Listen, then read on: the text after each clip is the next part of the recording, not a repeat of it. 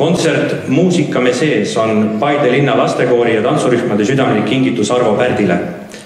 Laval kõlavad mõtted ja tunded, mida Pärdi looming on lastes esile kutsunud. Üles astuvad Paide Hammerbecki põhikooli 2. ja 3. klassi ja 3. ja 5. klassi rahvatantsijad ning lastekoor ja Paide gümnaasiumi neidlude rühm. Soovin kõigile kaunist kontserdielamust.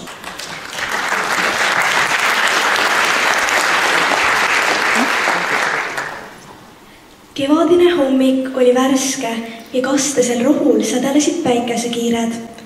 Täike lepadinu ärkas ja lendas maailma avastama tiivad veel unesoojad. Kõikjal, kuhu ta jõudis, oli elu täis rõõmu. Lilled õitsesid, linnud laulsid ja õrn tuul mängis lillede vahel. Ometi oli lepadinu südames üks unistus. Ta soovis, et kogu maailm oleks täis helisid, mis kannaksid endas rahu ja rõõmu. Ühel päeval, kui ta lendas üle lillevälja, kuulis ta meloodiat, mis tundus pärit tema unistustest.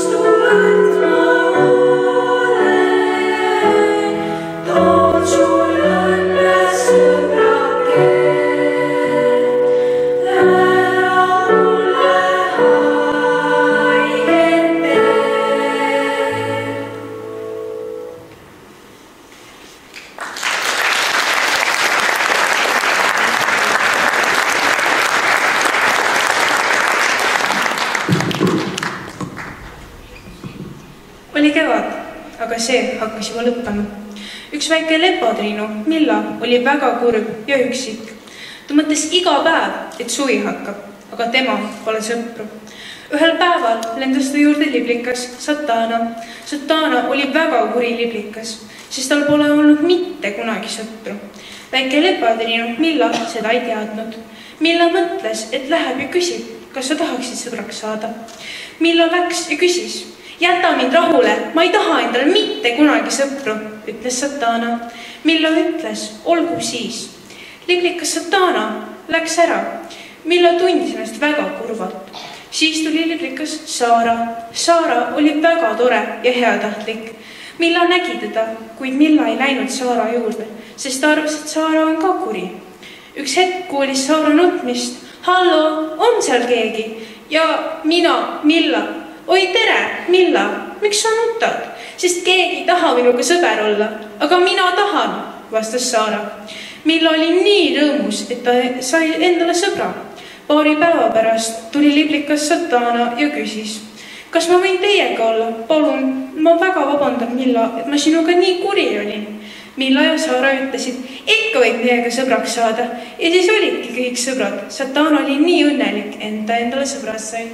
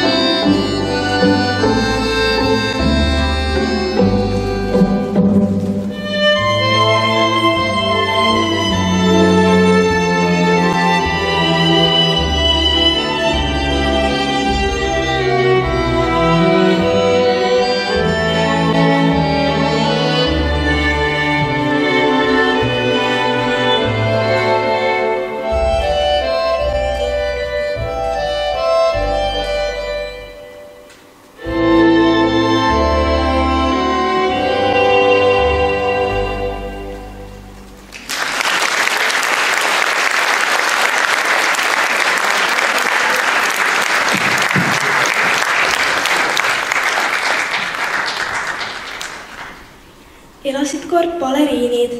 Nad olid väga rõõmsad. Nende nimed olid Hanna ja Loora. Nad olid baleriinid juba 30 aastat.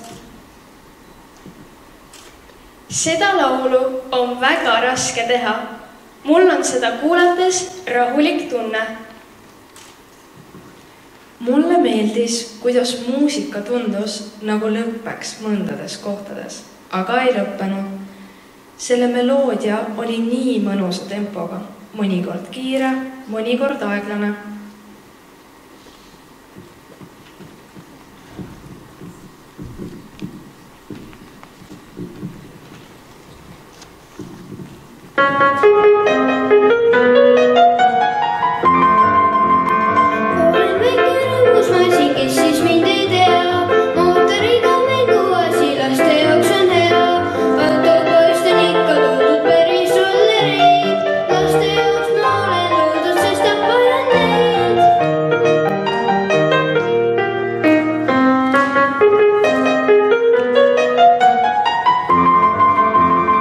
Olen väike, aga südi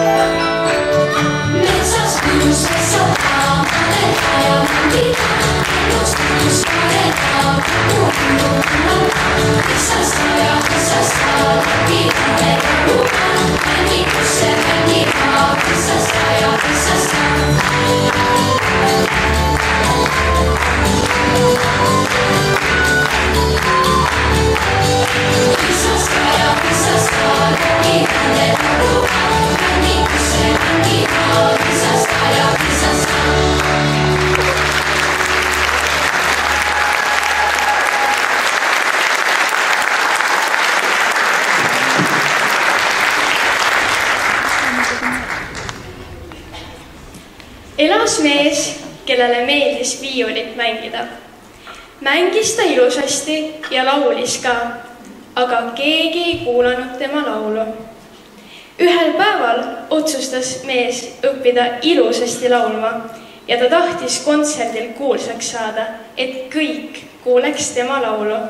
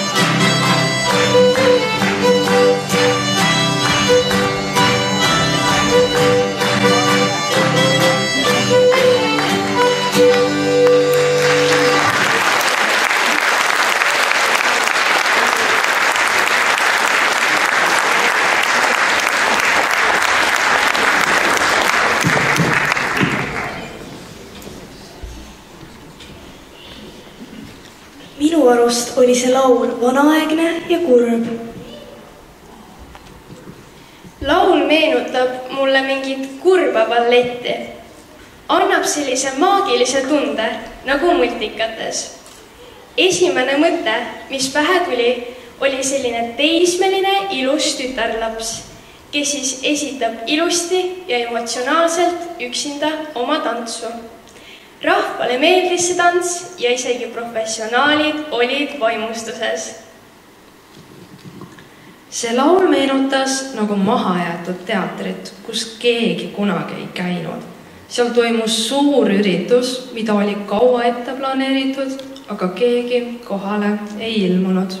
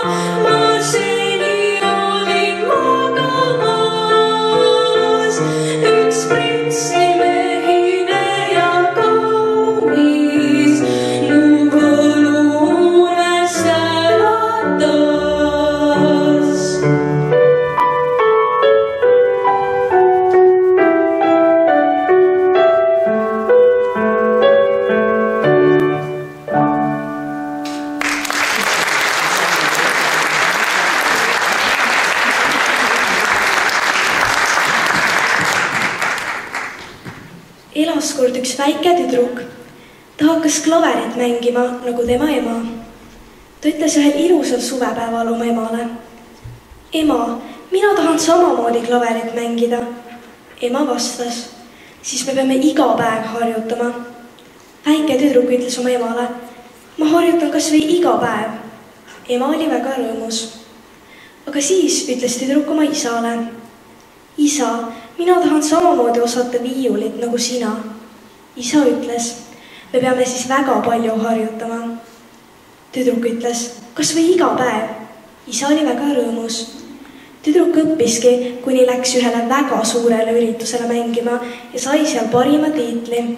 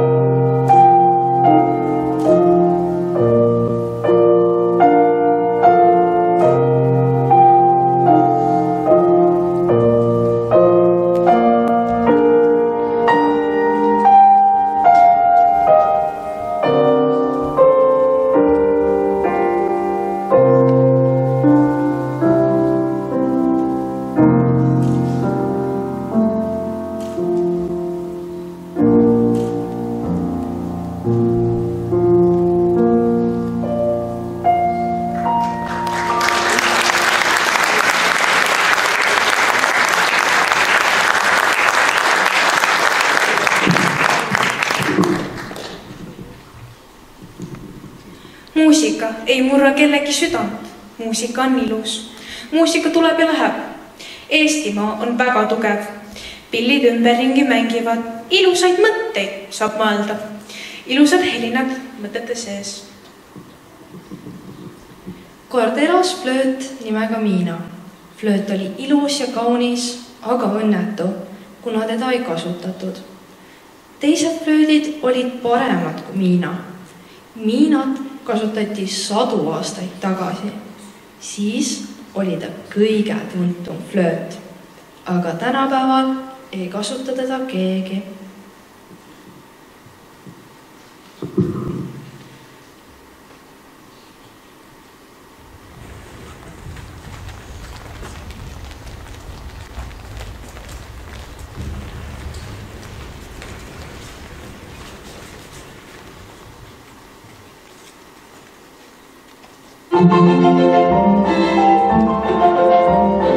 Kes see siis arvutis lugu ei peaks, kõigile kasu on neist. Siiski ka taamatud kaaslased seast nimetame rahvusmeest. Tere raamat, tore raamat, naarlik peitub sul sees. Need, kes sulle sõbraks saavad maailma pardumees. Kui oli väike ja saamatu veel, parumaid piltides sai. Teadmisi kogusid raamatuteel, nõnda ilmesse nüüd võin. Tere raamat, tore raamat, naarlik peitub sul sees. Need, kes sulle sõbraks saavad maailma pardumees. Vahel kui valus ja nukker on hing, raamatust leiad siis toe. Lugedes kasvab su teadmiste ring, raamat enam pea loe. Tere raamat, tore raamat, naarlik peitub sul sees. Need, kes sulle sõbraks saavad maailma pardumees.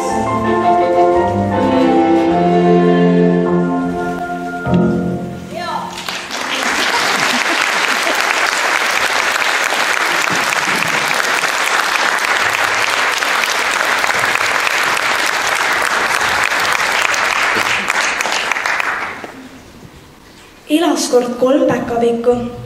Nad täitsid laste kingikotte ja siis viisid need õue. Kuna õues oli nii külm, siis läksid ja panid päkapikud end soojemalt riide ja siis asusid teele laste juurde. Nad kõndisid ja lõpuks jõudsid kohale, aga siis nägid nad, et kõik 3 kotti olid tühjad. Nad arutlesid ja mõtlesid, mida teha. Ja lõpuks arvasid nad, et üks pättuslik päkapikk võttis need endale ja selle päkapiku nimi on Pätu. Siis nad helistasid jõuluvanale ja küsisid, kas ta saaks anda telefoni Pätule ja jõuluvana läks ja andis telefoni Pätule. Siis küsisid teised päkapikud, et kas sina võtsid mänguasjad ja Pätu ütles, jah, mina tõesti võtsin, aga palun need teie kotti tagasi. Ja järsku olidki kotid täis ja päkapikud said tööle asuda.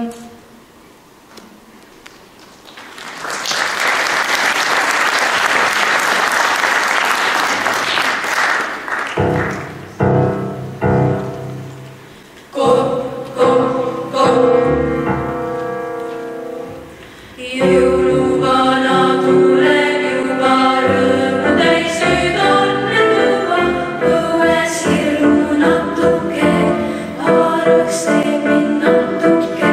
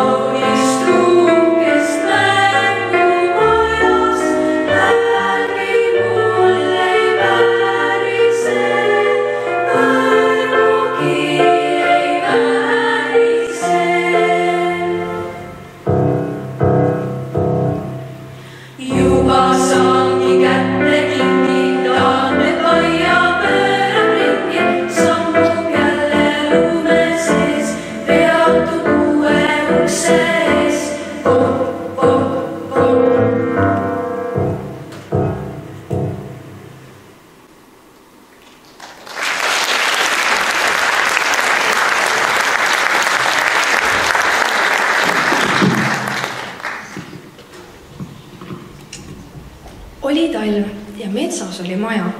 Seal majas elas ema koos 2 lapsega, Riki ja Kelliga. Ema nimi on Kiia. Nad on väga õnnelik pere. Neil on ka koer Miki ja kass Minni. Ühel päeval läksid lapsed õue mängima. Nad tegid lumememme ja lumeonni. Kui neil kõik see tehtud oli, oligi juba pime. Kui lapsed tuppa jõudsid, siis olid toas jõulukaunistused, soesöök ja piparkoogid. Kuuse all seisid kingipakid. Lapsed olid väga õnnelikud. Ema ütles, tulge nüüd Riki ja Kelli, avame pakid. Lapsed jooksid kuusepuu juurde ja hakkasid pakke avama. Muusika on rahu, mis teeb rõõmsaks.